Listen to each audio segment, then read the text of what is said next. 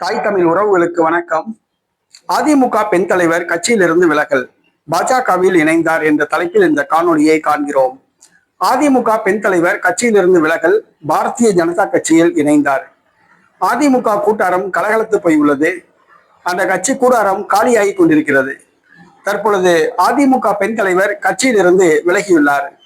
ஆம், ஓ பன்னீர்செல்வம், அதிமுக முன்னாள் முதலமைச்சர் ஓ பன்னீர்செல்வம் அவரது அணியை சார்ந்த மாநில மருத்துவர் அணி செயலாளர் டாக்டர் கிருத்தியா கட்சியிலிருந்து விலகியுள்ளார்.